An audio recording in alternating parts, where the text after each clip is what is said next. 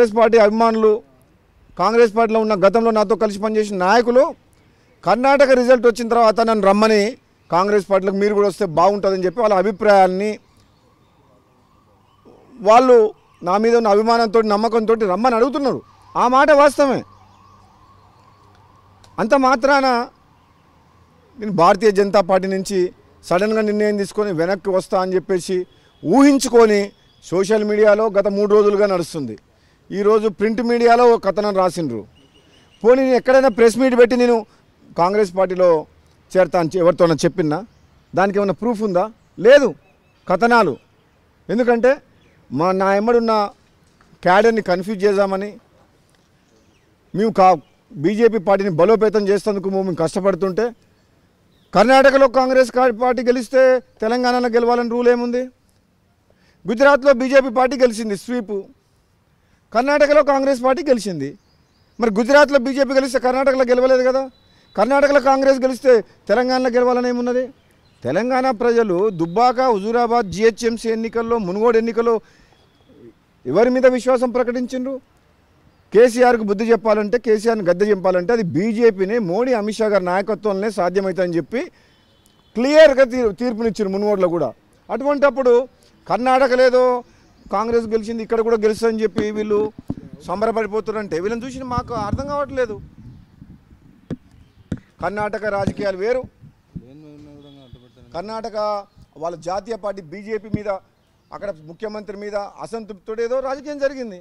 ఇక్కడ ఒక regional party కేసీఆర్ని టీఆర్ఎస్ పార్టీ నుంచి ఓడించాలంటే ఇక్కడ కేంద్రంలో అధికారం లేకుండా, కాంగ్రెస్ పార్టీ నాయకత్వం లేకుండా, బలమైన నాయకత్వం లేకుండా ఈ రీజనల్ పార్టీని కేసీఆర్ని ఎవరు ఓడించే శక్తి వీళ్ళకున్నదా?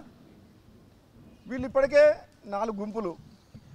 రేవంత్ రెడ్డి మడి 50 మంది, ఈయన మడి 50 మంది, ఈయన పాదయాత్ర సపరేటు, ఆయన పాదయాత్ర సపరేటు. ఆ యొక్క కర్ణాటకలో కనీసం గవర్నమెంట్ వచ్చిన తర్వాత ముఖ్యమంత్రి పదవి కోసం సిద్ధరామయ్య, డీకే శివకుమార్ పోటీ పడుతున్నారు. కానీ ఈడ ఆలు లేదు, సూలు లేదు, కొడుకు పేరు సోమలింగం అన్నట్టు అసలు కాంగ్రెస్ పార్టీనే అధికారంలో రాలేదు, నెంబర్ ఆఫ్ సీట్స్ గెలవలేదు, ఎలక్షన్స్ కాలేదు. ఒకటి రేవంత్ రెడ్డి సీఎం అంటారు, ఒకటి బట్టి విక్రమార్క సీఎం అంటారు, ఒకరు ఉత్తమ్ కుమార్ రెడ్డి సీఎం అంటారు, ఒకరు జానారెడ్డి సీఎం. ఏంది ఇది? మనం తెలంగాణను కాపాడుకొని తెలంగాణ ప్రజల పక్షాన, తెలంగాణ రైతాంగం పక్షాన, తెలంగాణ నిరుద్యోగుల పక్షాన పోరాటం చేయాలా? ముఖ్యమంత్రి పదవి కోసం రేవంత్ రెడ్డిని ముఖ్యమంత్రిని చేసేందుకు మనందరం పనిచేయాలన్నా? 20 ఏళ్ళు కాంగ్రెస్ని తిట్టి తెలుగుదేశం పార్టీలో ఉండి తెలంగాణ ద్రోహి, ఒక గత చరిత్ర లేని వ్యక్తి వచ్చి మా పార్టీలో ప్రెసిడెంట్ డబ్బులు ఇచ్చి డబ్బులు తీసుకొస్తే నేను పార్టీ ప్రెసిడెంట్ ఆయన నాయకత్వంలో పనిచేయాలన్నా? నేను ఎక్కడ అవినీతి చేసినట్టు, అమ్ముడు పోయినట్టు పోనీ రుజువు చేయమంటే ఇంతవరకు ఎక్కడ చెప్పలేదు. నాకెందుకు అనవసరంగా రేవంత్ రెడ్డి నన్ను అంటగట్టి నేను కాంగ్రెస్ పార్టీలోకి వస్తున్నానని చెప్పేసి ఈ మీడియా కథనాలు వస్తున్నాయో నాకు అర్థం లేదు. మీడియా ద్వారా తెలంగాణ ప్రజలందరికీ కూడా నేను 2 చేతులు జోడించి చెప్తున్నా, నా మొత్తం రాజకీయ జీవితంలో, మొత్తం జీవితంలో 55 ఏళ్ళ జీవితంలో ఏనాడు కూడా తప్పు చేయలేదు. డబ్బు కోసమో అధికారం కోసమో అమ్ముడు పోయే వ్యక్తిని కాదు. కేవలం రాజకీయంగా ఎదుర్కోలేక నా మీద దుష్ప్రచారం చేసి నన్ను ఓడగొట్టిండ్రు. నాకు ఓడిపోయిన దానికంటే ఎక్కువ బాధ, నాకు ఒక మచ్చలాగా అమ్ముడు పోయినా అని చెప్పి పారదర్శకంగా టెండర్ల ద్వారా మా కంపెనీకి ఒక టెండర్ వస్తే, గ్లోబల్ టెండర్ వస్తే, మైనింగ్ టెండర్ వస్తే దాన్ని నేను బీజేపీలకు అమ్ముడు పోయినా అని చెప్పి అంటగట్టిన తప్పితే నేను అమ్ముడు పోయే వ్యక్తిని కాదు. నాకు పదవులు ముఖ్యం కాదు. ఈ తెలంగాణ రాష్ట్రాన్ని కాపాడుకోవడం, అప్పుల పాలై ఆగమైన తెలంగాణని గాడిలో పెట్టడం, ఇది భారతీయ జనతా పార్టీ, మోడీ, అమిత్ షా గారి నాయకత్వంలో భారతీయ జనతా పార్టీకే సాధ్యమవుతుందన్న నమ్మకంతో భారతీయ జనతా పార్టీలో చేరిన. నాకు ఇప్పుడు ఏ పదవులు అవసరం లేదు.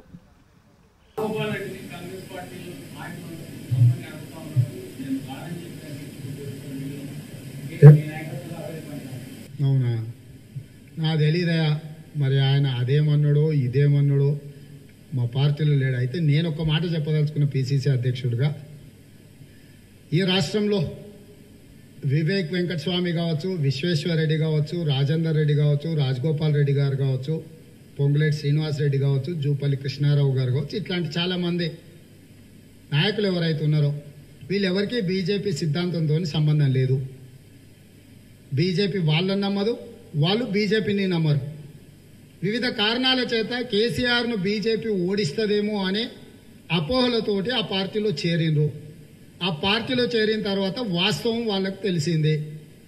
వాస్తవం తెలిసినాక సరే ఒక్కోసారి మనం కొన్నిసార్లు ఏమైతే తల్లిదండ్రులు వద్దన్నా లవ్ మ్యారేజ్ అని అవుతున్నో లేచిపోతాం. లేచిపోయినాక వాడు కొట్టినా కాల్చినా సిగరెట్లు పెట్టి కాల్చినా కొంతకాలం ఆ బాధ భరిస్తాము. ఎందుకనంటే ఏ మోహం పెట్టుకొని ఇంటికి అమ్మ దగ్గరికి వెళ్ళాలి, వద్దంటే వినకపోతుంది కదా అని కొంచెం దుఃఖం బాధ ఉంటుంది.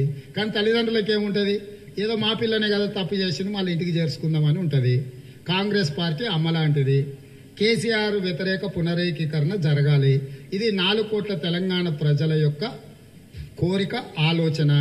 పిసిసి అధ్యక్షుడిగా కుటుంబ పెద్దగా నన్నేమన్నా నాకేం పెద్ద ఇది లేదు. ప్రజల కోసం నన్నేమన్నా అవమానించినా కూడా నేను భరిస్తాను. కానీ కేసీఆర్ను తెలంగాణ సమాజం భరించే పరిస్థితి లేదు. కాబట్టి మిత్రులందరికీ నేను విజ్ఞప్తి చేస్తున్నా, కేసీఆర్ వ్యతిరేక పునరేకీకరణలో భాగంగా అందరూ ముందుకు రావాలి. బీజేపీ వల్ల కాదు, బీజేపీ కేసీఆర్ వేరు కాదు. కాబట్టి ఇప్పటికైనా క్షణికావేశాలలో తీసుకున్న కొన్ని నిర్ణయాలు ఇబ్బందికరంగా ఉంటాయి, దాంట్లో అనుమానం లేదు. కాబట్టి ఇవాళ ఈడుంటే ఈడలేదు, ఆడుంటే సంజయ్ నాయకత్వంలో పనిచేయలేను, మరి ఇష్టం. మరి ఒకవేళ ఒబామా ట్రంప్ వాళ్ళ నాయకత్వంలో ఏమైనా పనిచేస్తామంటే వాళ్ళ ఇష్టం, వాళ్ళది. కాకపోతే నేను మాత్రం సిన్సియర్గా నేను విజ్ఞప్తి చేస్తున్నా, తెలంగాణ ప్రజల యొక్క అభ్యున్నతి కోసం పనిచేయాలనుకున్న వాళ్ళందరూ కాంగ్రెస్ నేతృత్వంలో పనిచేద్దాం. నేను కాదు నాయకుడిని, మల్లికార్జున ఖర్గే గారు, శ్రీమతి సోనియా గాంధీ గారు కాంగ్రెస్ పార్టీకి నాయకులు. వారి నేతృత్వంలో మేమందరం పనిచేస్తున్నాం వివిధ హోదాలల్లా. ఇది రేవంత్ రెడ్డి నాయకత్వం అని చర్చనే లేదు. శ్రీమతి సోనియా గాంధీ గారు, శ్రీ మల్లికార్జున ఖర్గే గారి నాయకత్వంలో మేమందరం పనిచేస్తున్నాం. మాకందరికి వివిధ హోదాలు ఇవ్వడం జరిగింది. కాబట్టి వివేక్ వెంకటస్వామి, విశ్వేశ్వరరెడ్డి, రాజేందర్ రెడ్డి, రాజగోపాల్ రెడ్డి, పొంగులేటి శ్రీనివాసరెడ్డి, జూపల్లి కృష్ణారావు, ఇంకెవరైనా మిత్రులు, తెలంగాణ ఈటల రాజేందర్ గారు, వీళ్ళందరినీ తెలంగాణ కేసీఆర్ వ్యతిరేక పునరేకీకరణలో భాగంగా కాంగ్రెస్ తోని కలిసి రమ్మని చెప్పి నేను సాదరంగా ఆహ్వానం పలుకుతున్నా. నా వల్ల వాళ్ళకి ఏదైనా కష్టమో నష్టమో ఇబ్బందో కలుగుతుంది అనుకుంటే అధిష్టానం ఉంది, వేదిక మీద ఇంతమంది పెద్దలుండ్రు, వాళ్ళందరూ కూడా మీ మంచి చూసుకుంటారు. మీకు కావాల్సింది ఏమైనా విషయం ఉంటే కూడా పెద్దలతో మాట్లాడుకోవచ్చు, నాకేం అభ్యంతరం లేదు. నేను ఒక్క మెట్టు దిగుతా. పార్టీ కోసం, ప్రజల కోసం 10 మెట్లు దిగమన్నా దిగుతా, ఒక్క మెట్టు కాదు. ఎవరు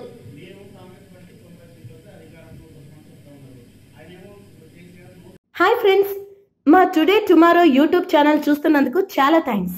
మరిన్ని లేటెస్ట్ వీడియోస్ కోసం వెంటనే సబ్స్క్రైబ్ చేయండి. అలాగే ఈ బెల్ ని కూడా రింగ్ చేసేయండి. మా నోటిఫికేషన్స్ అన్ని మీ మొబైల్లో వస్తాయి. అలాగే మా వీడియోస్ మీకు నచ్చితే లైక్ చేయండి, షేర్ చేయండి, నచ్చకపోతే కామెంట్ చేయండి.